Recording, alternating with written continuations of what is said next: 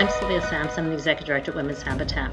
Women's Habitat offers two main services. The first one is our Violence Against Women shelter.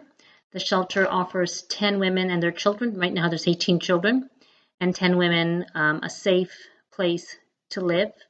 We have staff on 24 hours a day, 7 days a week, 365 days out of the year. We also have a crisis line, and that crisis line took over 1,000 calls last year from women seeking assistance and trying to deal with a relationship that's violent. So during this pandemic situation, people are being told to stay at home, flatten the curve. But for the women we work with, staying at home is not a very safe place for them to be. A lot of the women we have spoken to, and our calls have increased at our helpline, and the calls have increased in terms of seeking service at our outreach program. Women are talking about the fact that their abusive partner is now home, and they're trying to get support, or trying to get sort of like some strategy in terms of how to stay safe and how to leave. And we're being told that they're in the grocery store, going to the bathroom, and that's where they're phoning us for support because the abusive partner is now home all the time. So one of the other aspects of this pandemic is that, as I said, in terms of the staying at home, but it's the isolation. Abuse really feeds on isolation. Women feel that they're to blame, that this is their fault that this has happened, that they feel that if they did something different, they wouldn't have been hurt physically or hurt emotionally. When women come to shelter, they sit around the dining room table and they talk about the fact of what's happened to them. And for a lot of them, this is the first time they've talked about this. No one knows about it. No family, no friends, no work colleagues. And all of a sudden they realize it's not just me. This has also happened to you. And realizing that it's not my fault. I could have done everything perfect and this still would have happened to me. So I think it's really important when we're doing this work, and for the public, for all of you, is that we have to start constantly reframing the question rather than asking, why does she stay? Why do we look at the fact as, why does an abusive partner think that they can actually hurt somebody that they say they love? So this pandemic has just highlighted that for the people who are vulnerable, we have to do a better job. We have to do a better job ensuring that they get the support they need. We have to make sure that they do a better job in terms of the fact that getting safe and affordable housing. We need a national housing strategy because a lot of our women who come to shelter are struggling and really want a home of their own, but can't. As we all know, rents in Toronto are extremely high. Landlords can be very picky of who they're picking or who they're choosing for their tenants. And a woman with 2 kids who is a sole support parent is often not the first choice. So I think for all of us, we need to really be much more kind and be much more kind to the people that really look for us for support. Thank you.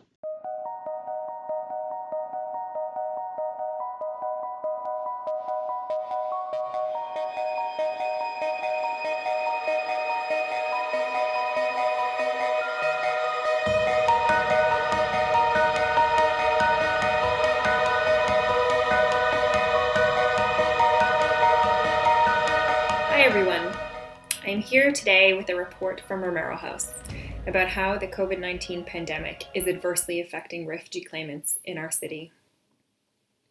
Romero House serves hundreds of people who are struggling in profound ways right now, trying to process information and navigate systems that they are unfamiliar with in their second language for most of them.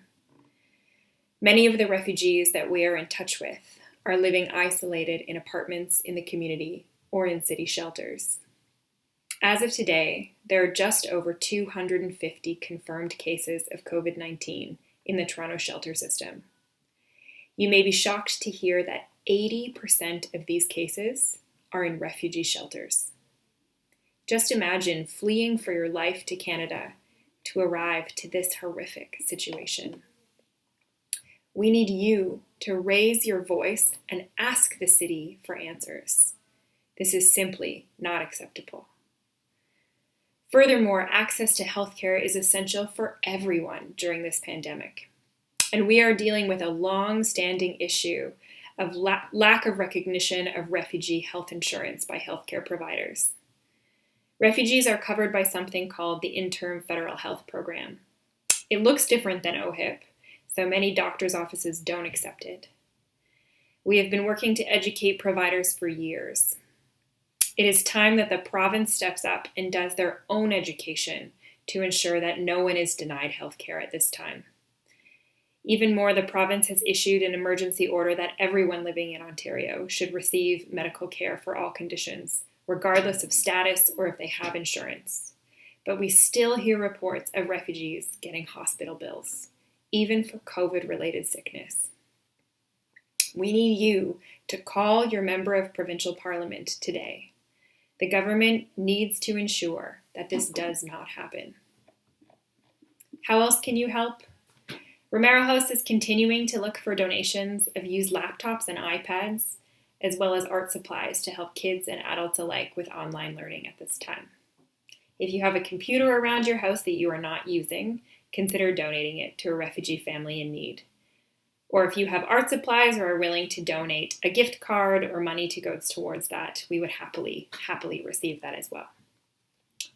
Thank you so much for listening. Take care of yourselves, your loved ones, and your neighbors.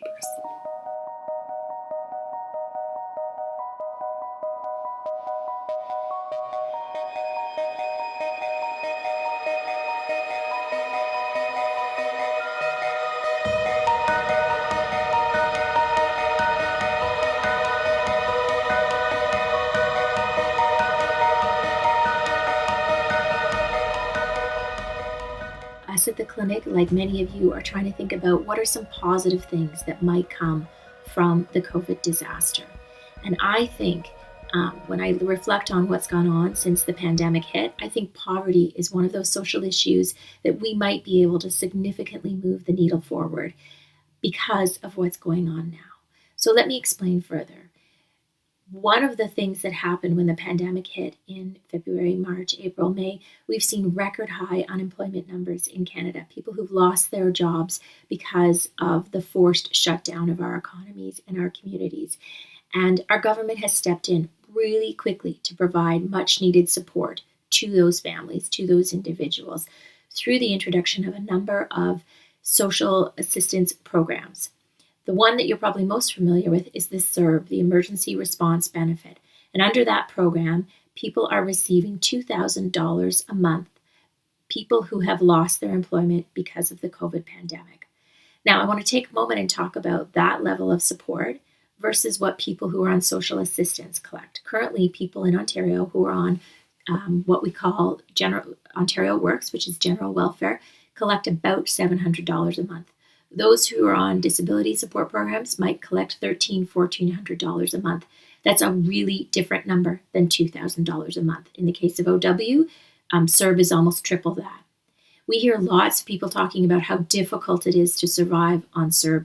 People who are used to earning more money, who all of a sudden are having to survive on $2,000 a month, are finding it a real struggle. And I'm sure that's true. I asked those people to imagine what it might be like living on $700 a month. I think that the fact that the government has acted as quickly as it has to provide this income to people in need is a great opportunity for all of us to see CERB as an example of a minimum income program and the benefits that a minimum income program can offer to lift people out of poverty and support people when they're in need. So when we talk about a minimum income program, the idea behind that is simply that we as a community, as a society, decide that we want to make sure that no one in our community falls below a certain level of support. We recognize that everyone needs a certain amount of money to survive day over day, month over month, to live a life of value and meaning that isn't a daily struggle for them. The idea of a basic income program has been around for generations. We've had various experiments with it before in Canada, in the 70s in a rural community in Manitoba, and very recently in Ontario through the basic income program that was introduced through our previous provincial government, but cancelled when the government changed. The idea for this program is that we take all of the money that usually goes into the administration of complicated social assistance programs and the bureaucracy associated with multi-layered social assistance programs and redirect them into support. That's what CERB is. And I think CERB gives us the opportunity to see collectively, one, that we actually can afford a program like this, and two, the benefits that it provides to keep families, to keep communities moving forward and feeling positive. So my fervent hope is that COVID-19 and our collective experience with all of these income replacement programs will allow us to inspire us to move forward with a basic income program nationally, and so that we can ensure that going forward we can eradicate poverty. Thanks very much for your time and your attention today. I hope that you're all doing well and staying safe.